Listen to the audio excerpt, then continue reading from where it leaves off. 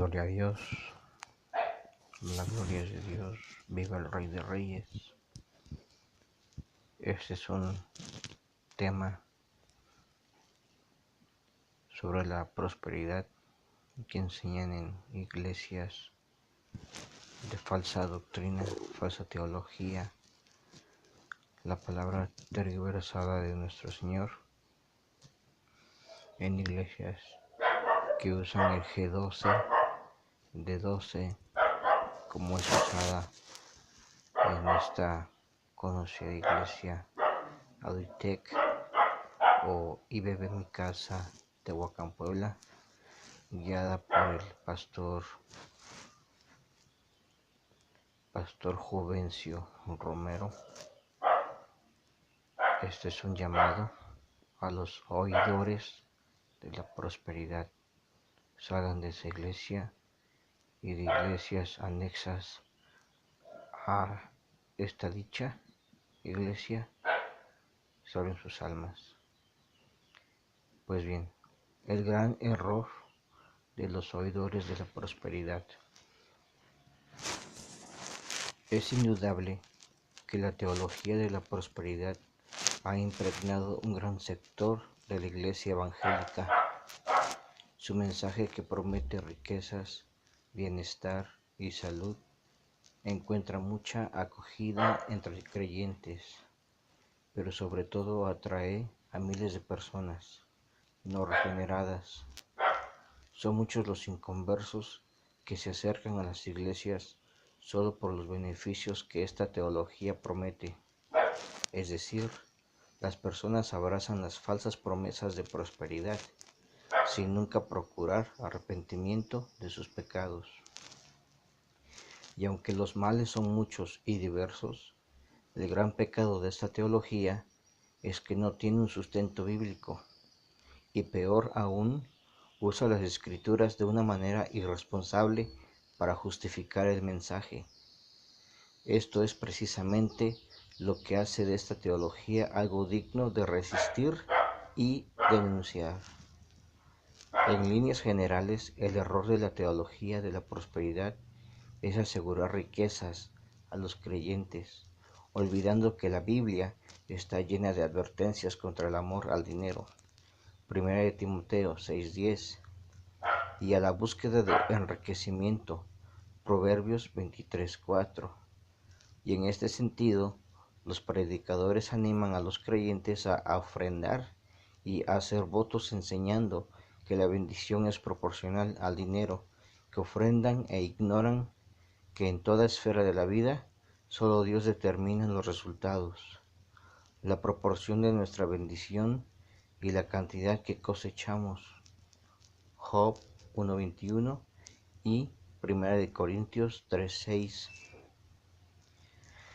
Además, esta teología promete bienestar y salud al pueblo, es decir, una vida libre de problemas y de enfermedades. Pero esto también es un error, porque la Biblia nunca promete tal cosa, y al contrario, nos advierte de diversas dificultades y tribulaciones. Jesús dijo: en el mundo tendréis aflicción. Pedro advirtió que es mejor padecer por hacer el bien, si así es la voluntad de Dios. 1 de Pedro 3:17. Pablo enseñó que todos los que quieren vivir piadosamente en Cristo Jesús serán perseguidos. 2 de Timoteo 3:12. Y también el mismo apóstol animó a su discípulo diciendo: sufre penalidades conmigo, como buen soldado de Cristo Jesús. 2 de Timoteo 2:3. Asimismo, debemos reconocer que los cristianos también nos enfermamos, y aunque Dios nos manda orar, Él no siempre nos sanará. Prueba de eso es el testimonio de las enfermedades que padecieron Timoteo y Trófimo, a quienes Pablo dejó, sin haber recibido sanidad. 1 Timoteo 5:23 y 2 Timoteo 4:20. El desgaste de nuestros cuerpos y las enfermedades son efectos lógicos e inevitables de la caída que trajo la muerte y corrupción al mundo. Génesis 3 y 2 y 2 de Corintios 4:16. La expresión completa de nuestra sanidad corporal se experimentará cuando recibamos nuestros cuerpos glorificados. 1 de Corintios 15. Pero mientras estemos en esta vida, el beneficio de la sanidad, si lo recibimos, solo será temporal. No obstante, debemos recordar que a pesar que la vida cristiana es una vida de adversidad, y aunque no siempre las cosas saldrán como esperamos, el Señor nos dará la gracia para sostenernos. 2 de Corintios 12, 9 y 1 de Corintios 10, 13.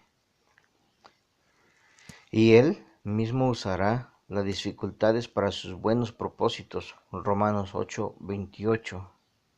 Y ha prometido estar con nosotros en medio de ellos. Mateo 28, 20.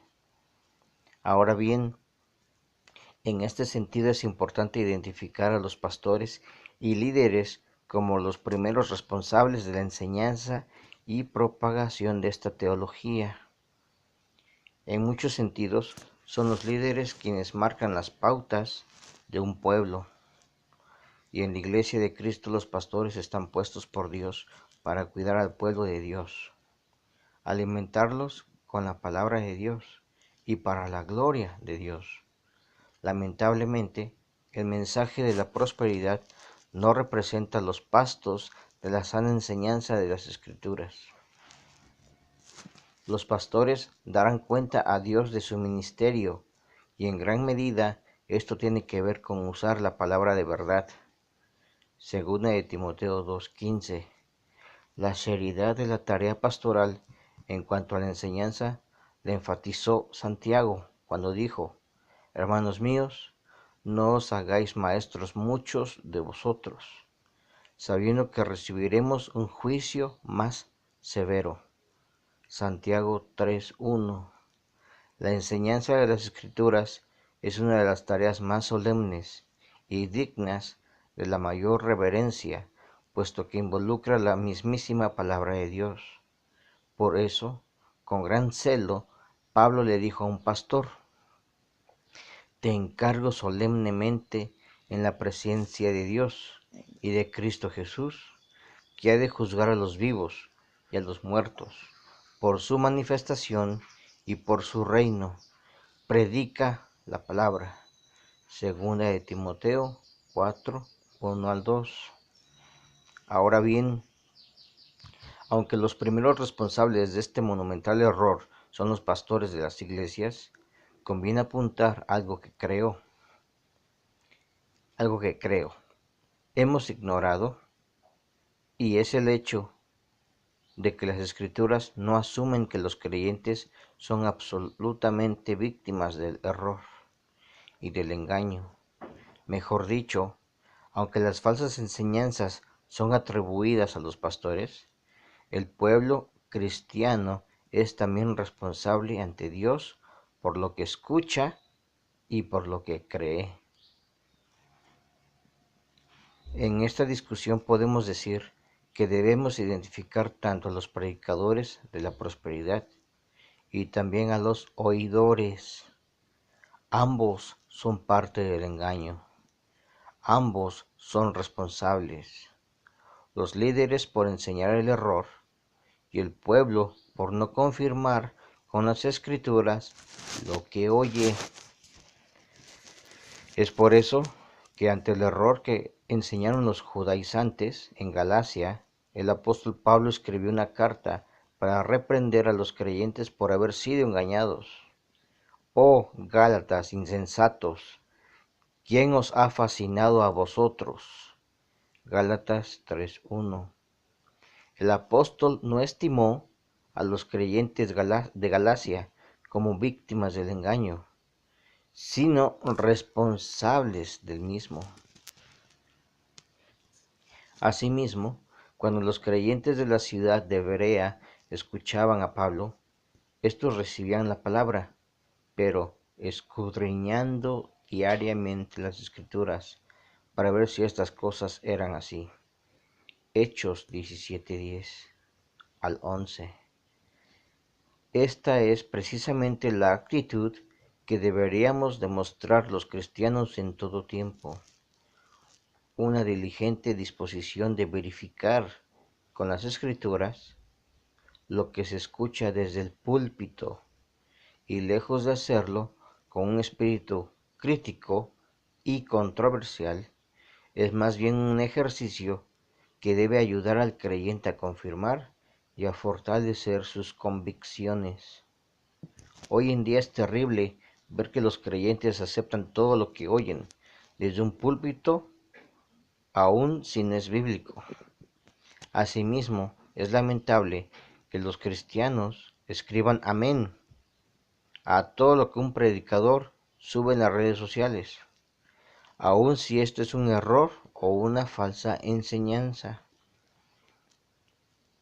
El creyente debería decir, las Escrituras dicen, en lugar de mi pastor dice. El creyente debe ser un estudioso de la Biblia. El creyente debe estar familiarizado con las verdades del Evangelio, no solo para producir una correcta adoración, sino también porque en esa medida estará libre del engaño y del error. Volvamos al estudio serio de la Biblia. El mensaje de las Escrituras no tiene nada que ver con bienestar, salud y riquezas. Más bien es un mensaje que centra su atención en la persona y la obra de nuestro Señor Jesucristo. Es un libro de redención, un libro acerca de Dios. Las Escrituras nos cuentan lo que Dios ha hecho para salvar al hombre de sus pecados y de los ricos beneficios de la cruz, la nueva vida, nuestra justificación, el perdón de los pecados, la adopción, reconciliación, paz con Dios y la esperanza de la vida eterna. Mi exhortación a todo creyente y pastor es la misma del apóstol Pedro, quien dijo, desead como niños recién nacidos la leche pura de la palabra, para que por ella crezcáis para salvación. Primera de Pedro 2:2.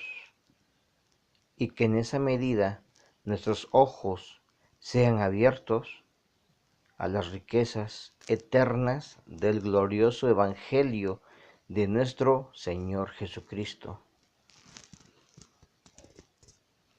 Seamos diligentes. Esto lo tomé del autor Gerson Murray, fundador y editor principal de El teclado de Gerson.